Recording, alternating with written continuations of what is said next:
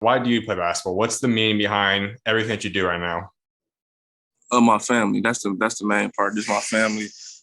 Just because everything they've done for me, everything that they sacrificed for me, just wanting to pay them back with my abilities and just giving back to people. Just making everybody's life easier because I can.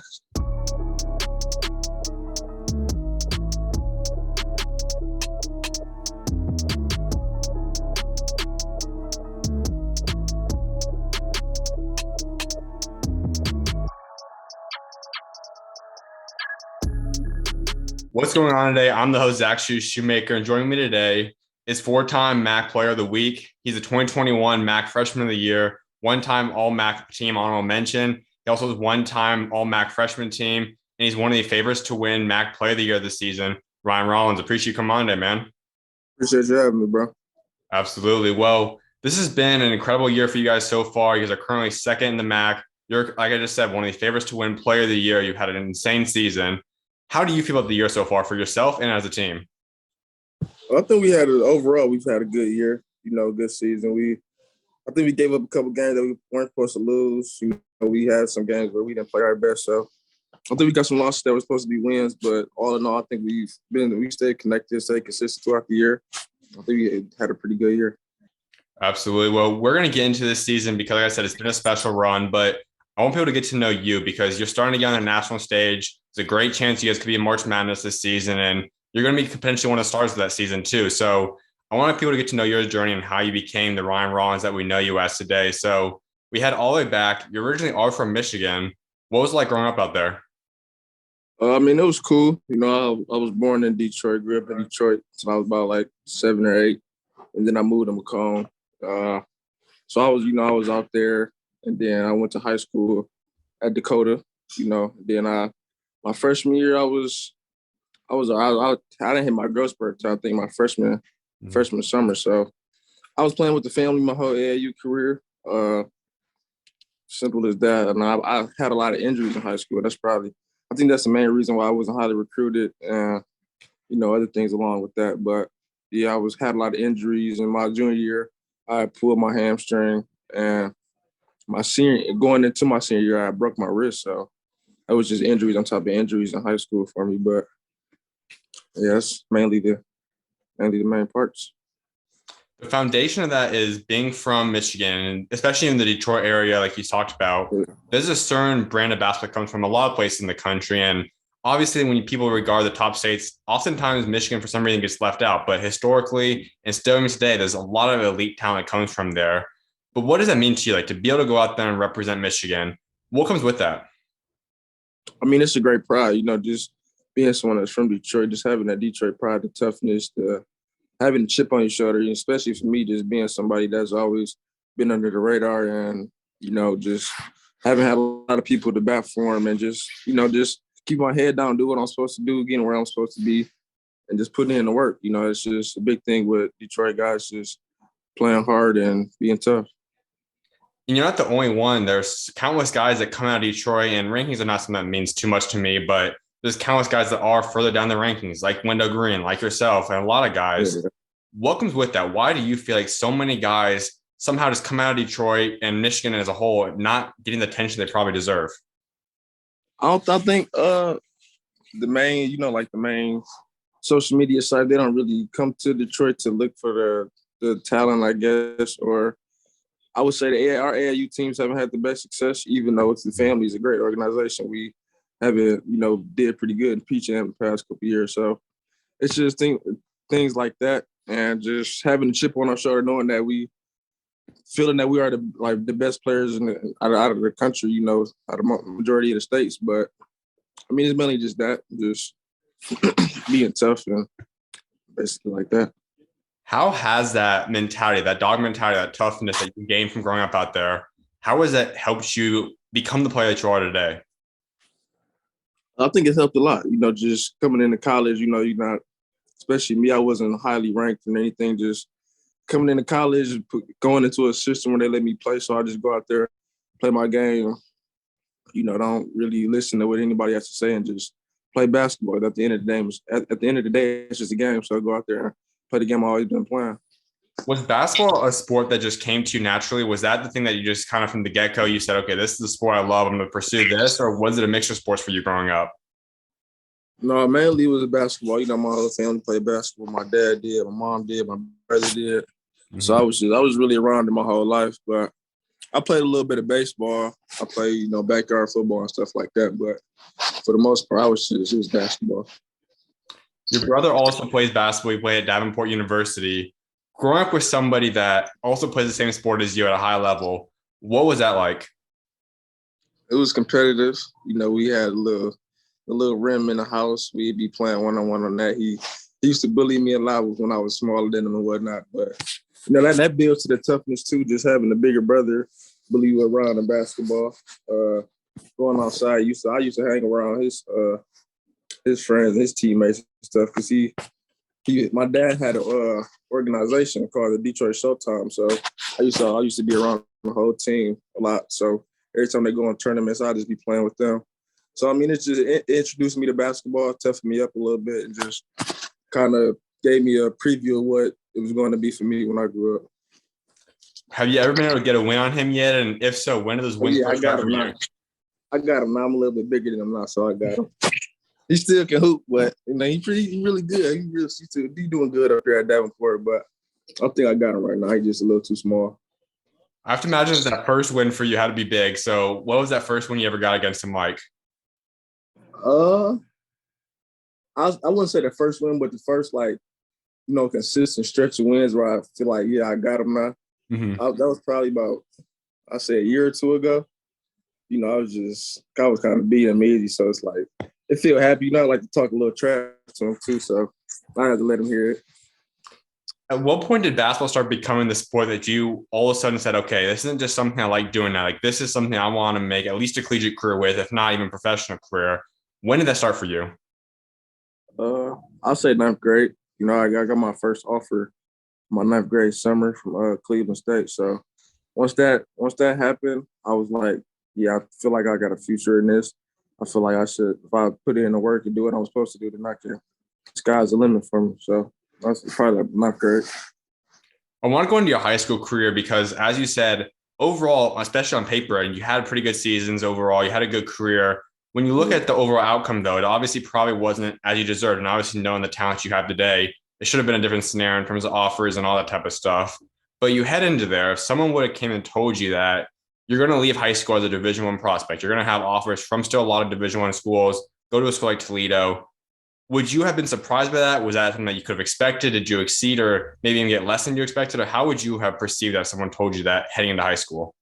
No, I would have believed it. Mhm. Since a young kid, I told my mom a lot that I would. Because my brother, he right straight out of high school, he went D1, and I used to tell her that I was gonna go to a bigger school than him. Just some hopeful thinking, just trying to be better than my big brother. So I mean, I wouldn't be surprised, but I knew it was gonna be hard work, a lot of hard work to get to that spot to where I am now. You choose Dakota High. What led you to that decision? Why was that the school you wanted to play your high school career at?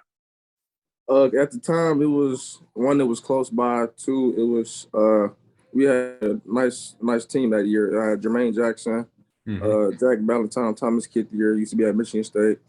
So I mean, it was a good squad that I was going to go into my freshman year. So just thinking that we were gonna make a tourney run, probably, possibly win states, and just me learning that year, it'd be a good thing, good situation for me. Your next three seasons are pretty solid overall. You become pretty much one of the lead guys, if not the go-to guy. That first year, though, how important was that development for you going forward than your career? It was big. I learned a lot. Got to see veteran guys go out there, make their mistakes, and they showed me the ropes. Kind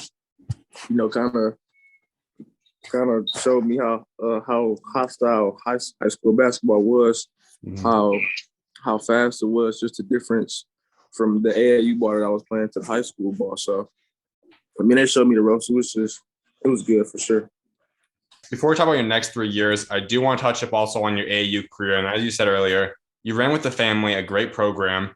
And oftentimes you end up running up for a couple of those years too. And you play with guys that a lot of people are familiar with today. Rocket Watts, Isaiah Jackson. There's a lot of those type guys. Be Artis now, who's out there doing his thing this season again. There's a lot of these top type guys throughout your career. What led that decision for starters, though? Like, why'd you want to run with the family? I was with them my whole life, actually. I played with the playmakers when I was young. I used to play with Wendell. So I played with them, and then I moved to the family. And then I was with the family since I was about, maybe fourth, fifth grade, around there. So I was just with them the whole run. I liked the organization. I liked the people that was running it. I liked the coaching staff, my teammates. Had stayed with the same guys for damn near my whole life. So I mean, it was just a good fit for me. And I liked the team, so it was just no point to change. And then it was just such a good organization. It was on a high level, EYBL. So it was great for me. You mentioned Wendell. I know I talked about him a little earlier. I'm not sure how close you guys are today, but just seeing Wendell and just also the other guys that you've grown up with from that area, to see them all now become the type of guys they are at the next level. What's like just seeing that? It's amazing, man. Just seeing all the guys that you used to play AAU against, play AAU with, just seeing all them having success on the big stage of college ball. Even Isaiah, he's in the league now. So just seeing all that, it's great to see, and it gives me hope that I can be there one day too. For a guy like Isaiah, as you said, he is in the NBA today with the Pacers. How big was it? I know it was a couple of years, obviously, away from him making the NBA, but he still had that talent. He still obviously had the mentality of becoming a pro player at that point. What did you learn from him just being around him for a couple of years? I mean, he was a gift. He's talented for sure. He's so long and lengthy. It's just a lot of things that he do is just freakish, almost. So I mean, and then just seeing his mentality coming to practice every day, playing hard, having energy, then he was always highly touted, highly recruited, and one of the top prospects of the class always. So I mean, just seeing him how he handled that, it was refreshing to see somebody that humble and you know all good things about Zeke, man. What's the craziest Isaiah Jackson story you have? Uh, what's something crazy that I can say? I don't know if it's something I can say. It's probably something. Uh, I don't really think I got one. Not nothing that I can, say like. But yeah. When you're with those teams, what would you say has been maybe the funniest memory you had with throughout your AAU career? The funniest. Oh, then what the funniest one was probably two of my teammates that got into a fight. It wasn't like no real fight. It was just a little scuffle. And then it was just a funny situation. People had run into the wall, and then other people coming from other rooms talking about y'all gotta chill out. It was hectic in there. It was a little funny though. As I said, you decided to play up too. You play that first year, you went up as I think you were going into your junior season. You played with Isaiah Jackson team and Rocket Watson, those guys. You then decide also to play, of course, your age level, your final season out there, and you were one of the lead guys with Jalen Terry and all them. But what caused you, what kind of gave you the idea to say, I want to play up. I know I could dominate my age, whatever. I want to play up a year and push myself. What led you to do that?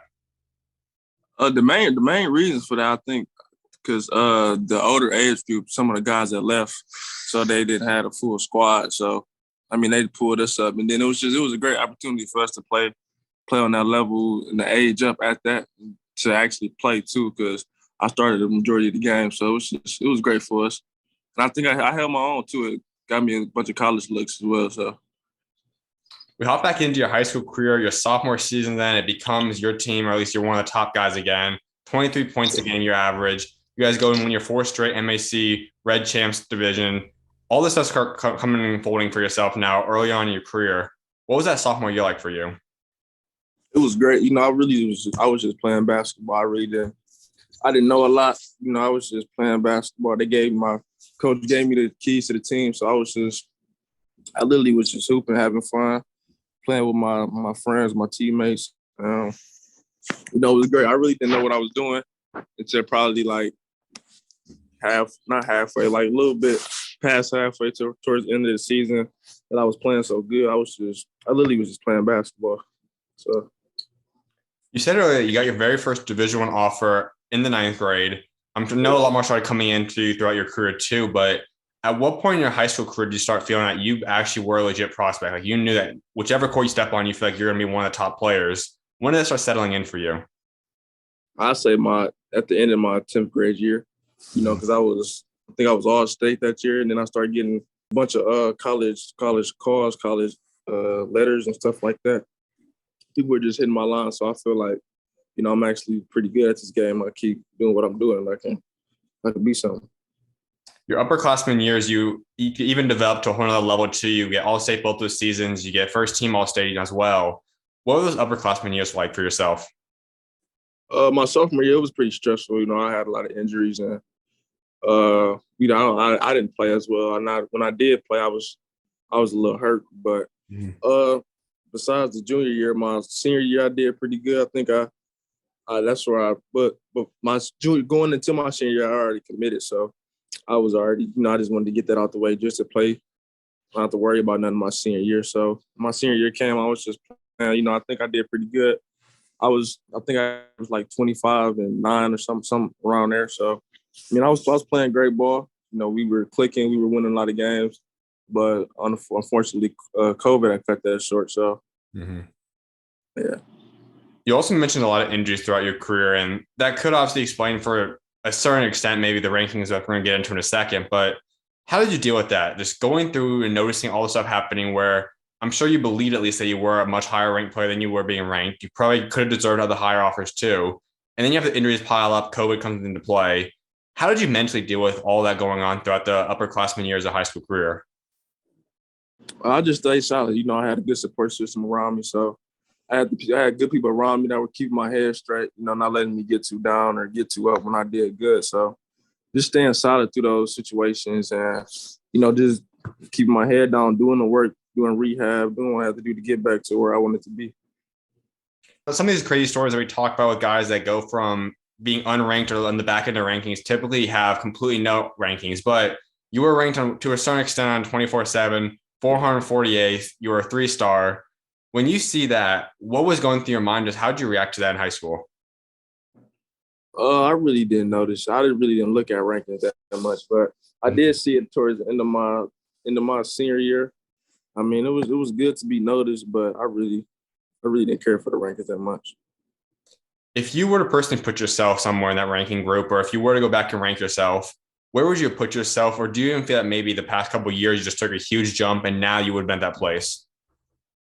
Probably top 5 or something. I think I'm one of the best. So you had a lot of offers on the table as well. You had schools like Ball State in the mix, Central Michigan, Hofstra, Wright State, etc. We know where we end up shooting, that's Toledo, but walk us through the recruiting process. Where were the schools at that you really liked? Who was some of your finalists? Just take us through the recruiting process. Yeah, the main 3 were Ball State, Kent, and Toledo. I chose Toledo. Ball State and Kent, they were good schools. They were great schools, actually. But, I feel like Toledo was the best option for me. Just the coaching staff, me being comfortable here, is being close to home, and them just giving me the comfort and the opportunity to go out there and play my freshman year, which is mainly what I wanted to do. When you were leaving high school, you just mentioned you obviously thought that you were one of the top players. Did you expect to be able to come in and pretty much dominate from the day one, be someone that could be a huge impact player from the first day? Yeah, I did, because I knew they were going to give me an opportunity. So that's really all I needed, to go out there and prove to people that, I am who I am. So it was a great opportunity up here for me at Toledo. Let's hop into that freshman season. And it obviously wasn't the easiest year because of COVID going on. I know any freshman year is not easy to begin with, but you mixed in COVID. So how much of an impact did that have on you? And just take us through the COVID effects that season had on you. It did have an effect. We didn't have any fans. Mm-hmm. So we didn't have a lot of fans. So I really didn't get to feel the environment how I do this year. So that was a big part of it. And it was just different. It was my first year of college, and there really wasn't nobody around, because some people are at home, and everybody that is here, they in their room, or because it's not a lot going on. So life was just totally different. We were getting COVID tests every other day. So, everything was different, but one thing that was the same was basketball. So you just had to go out there and do that. I'm someone that looked at you and I thought that I'm not surprised by this breakout season because of the way that you played last year. And we saw a lot of different guys that were, even the guys that were lottery picks and first round picks less in the NBA draft that were one and done talents. They struggled as freshmen because there wasn't really an off season where you guys got the typical freshman workouts and the intro and all that type of stuff going on for them. How are you able to go through that and put aside, okay, the workouts might not be the same. It's not the same that most freshmen get accustomed to college basketball. How are you able to still go out there and play at the level you did last year? I think so. I came up here during the summer. It was August, so I didn't get the full experience, but we still did get the summer workouts. But even before we came, I was at home. I was working out. I had made a little weight room for myself in the garage, so I was doing that. I was running, going to the little parks around the corner from my crib just to get some shots up or whatnot. Just doing anything to stay in shape and just keep the basketball in my hand. There was a point guard that won Conference Player of the Year last year that was a special player on ASU. And I don't know if too many people realize the value of having someone that's that talented to kind of help mentor a young player when they're younger. So that's Marreon Jackson. I want you to kind of go into how much he really helped you as a player last year, just learning from him for an entire season. How big was that for you? He was huge, man. Just him being who he was, type of person he was. He was a humble cat. So, just him being here, him showing me the ropes. I was just basically following his footsteps and just watching everything that he did, how he handled himself, how, when people came to him after bad games, how he reacted to that, how he handled that. I kind of was just observing how he moves and because he was so successful, just what I can do and take from him to put into my situation. Did you just kind of come into him right away from day one? He just kind of took you under your wing, or how did you guys first kind of get that relationship and that bond built? He had texted me before I came up here, telling me that we're gonna make a run this year, which we did. We couldn't finish it out, but just coming in, we were just clicking. He's a cool cat, so we were just friends. We hung out a couple times. It was cool right off the bat. What's the biggest lesson you learned from being around him? I'll say,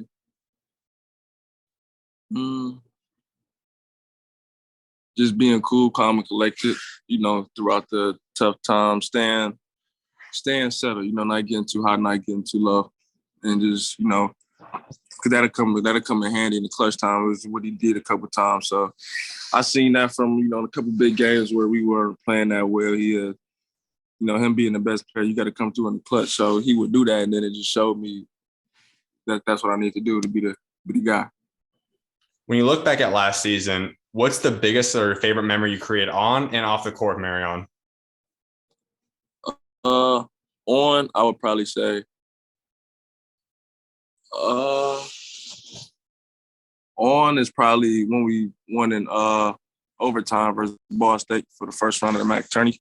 That was just a big game, and then off the court, it's probably just all the times we hung out, just kicking it, just watching TV shows and whatnot, just to basically kick boy stuff. How about for yourself then? You come out there, and as I said, it's the COVID season. You come in and have an impact from day one. As a team, you guys had a lot of talent. You guys have the player of the year. You guys have a lot of great surrounding pieces, and you kind of perfectly fell into that role. So was that what you expected? Did you think that you're going to go and have the kind of role you did? Did you think it was going to happen that suddenly for yourself, or how do you feel you just overall did last year in your freshman year?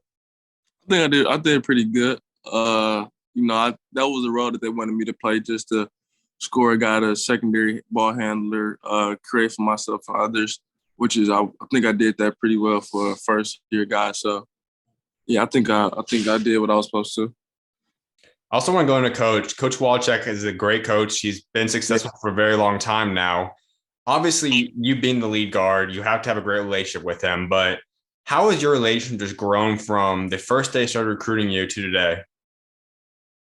It's grown a lot. We had a lot of talks about off the court things. Just my future, all types of things, man. Just Coach K. He's a great guy. He's genuine. He keeps it real with everybody. So he's a great guy for sure. So many people see coaches for what they do on the court, and we see their attitude. And sometimes it might be an interview here or there. But what's he like off the court when you guys aren't practicing? When it's just you just hanging out with him, rather it be in the office, just hanging out, whatever it is on the road. What's he like off the court? He's a fun. He not. I want to say he's funny, but he doesn't try to crack jokes. He laughs. He jokes about little silly stuff. He almost like a little kid with us, but he know when to get serious and stuff at times. But a cool guy. He crack jokes here and there. He's silly, man. cool people. Did you two click right away? Did it take some time to develop that relationship, or when did you two get on the same page with coach?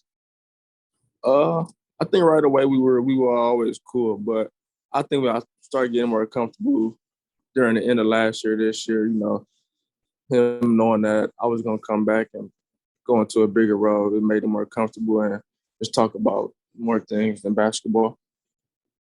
What's the funniest thing or memory you've done so far, coach? Funniest thing. It'd be a lot of times in practices, he'd just something that happened and he'd just get to laughing. He'd get to laughing with us. The other coaches would be trying to be serious and try to get things back normal. He'd be over there laughing with us and stuff. So he'd be like, yeah, this case silly, bro. He'd just be over here trying to giggle out with us and stuff. So By the end of last season, you guys obviously didn't end the way you guys probably wanted to. I know you guys would have had the talent at least to make a deeper run.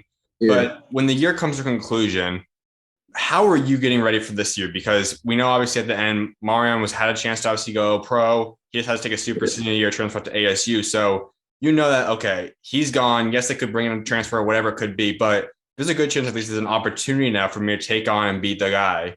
How did you approach this past offseason?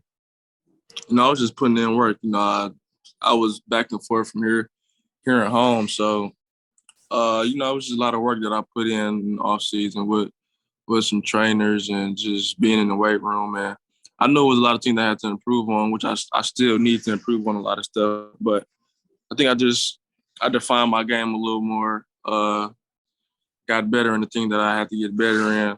It was a lot of work put in for sure.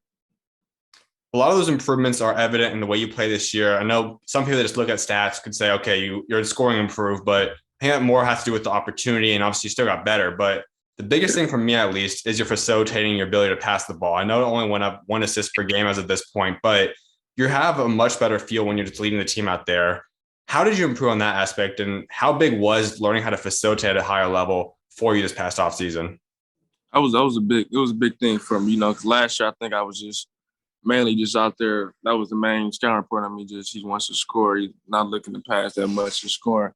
Mm-hmm. But I think this year it's more pace and just knowing that the defense is going to be keying in on me. So I have to not be passive, but still be aggressive, but just, keep my options open and make the easy reads and don't try to force anything.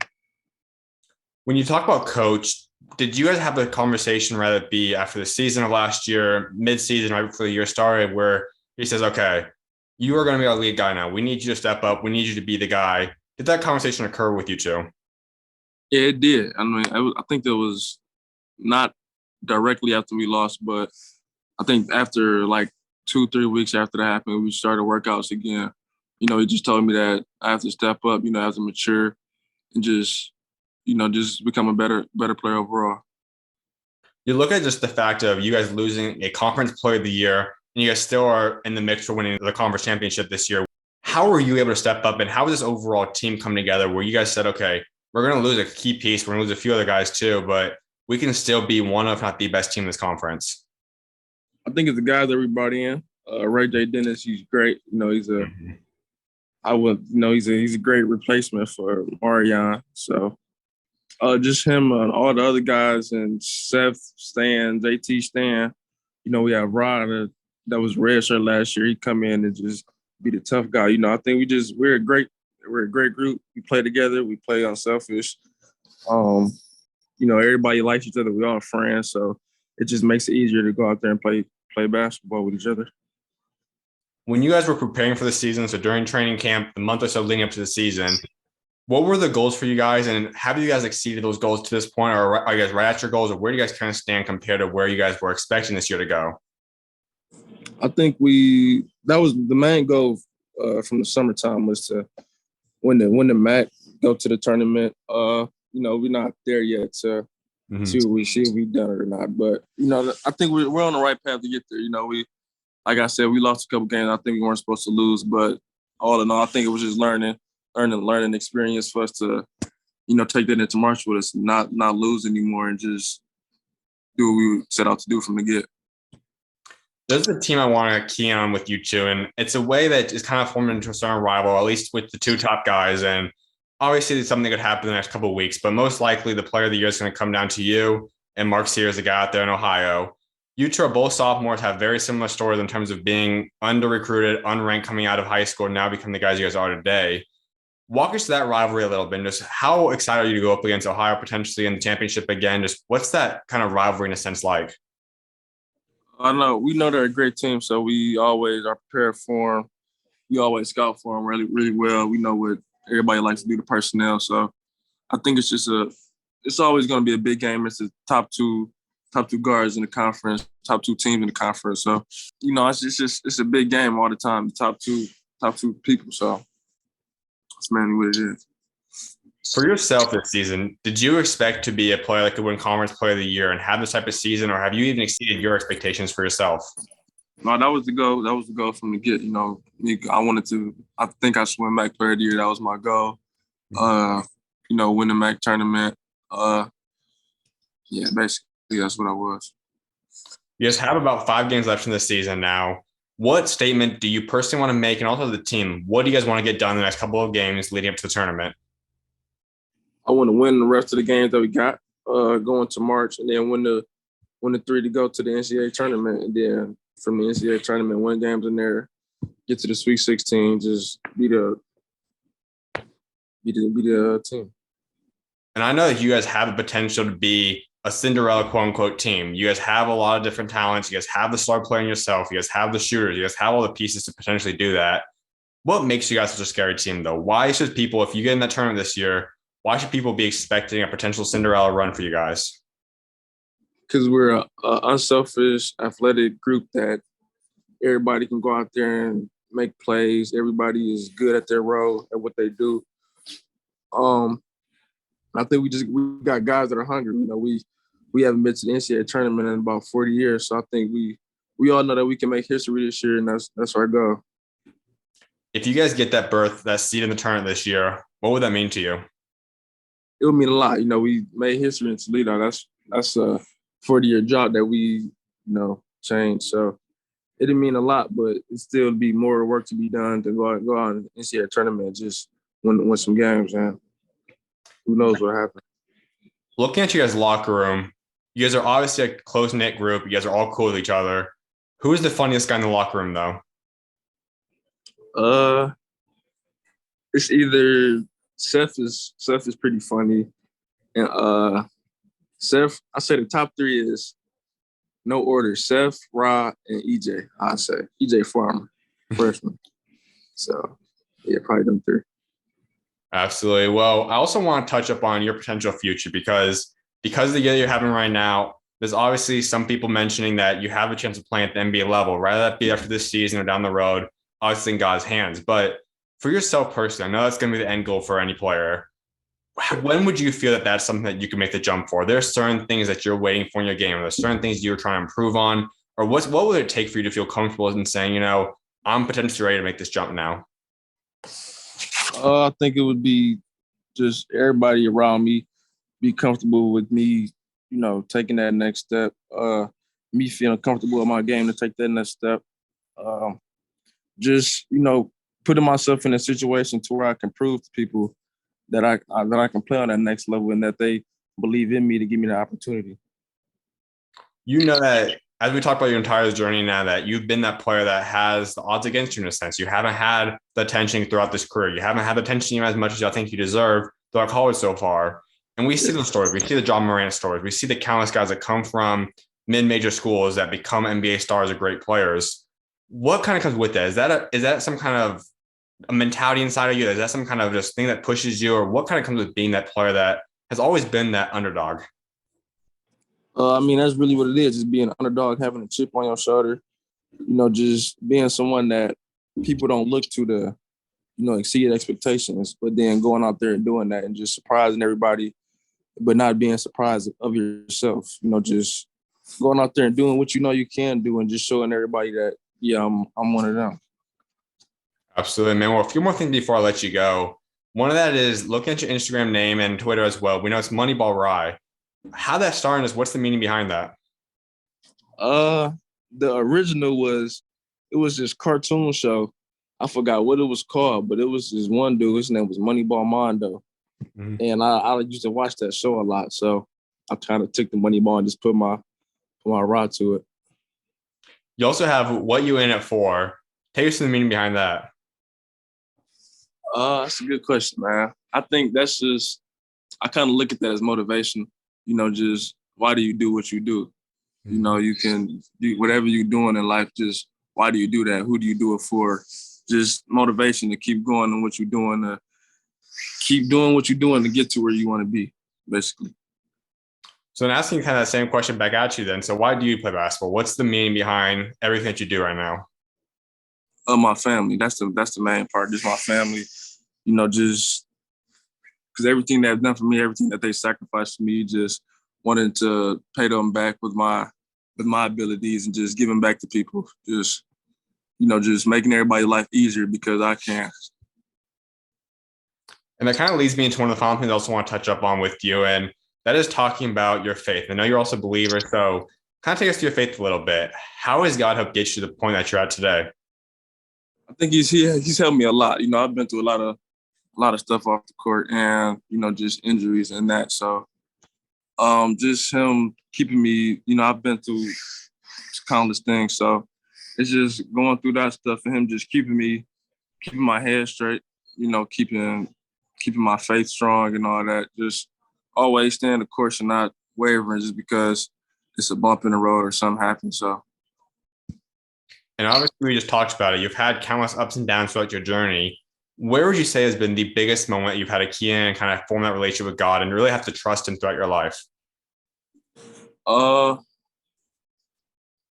would probably say my junior year when I pulled my hand in basketball terms. Probably when I pulled my hamstring. Because it was at the end of, like the midway through my season.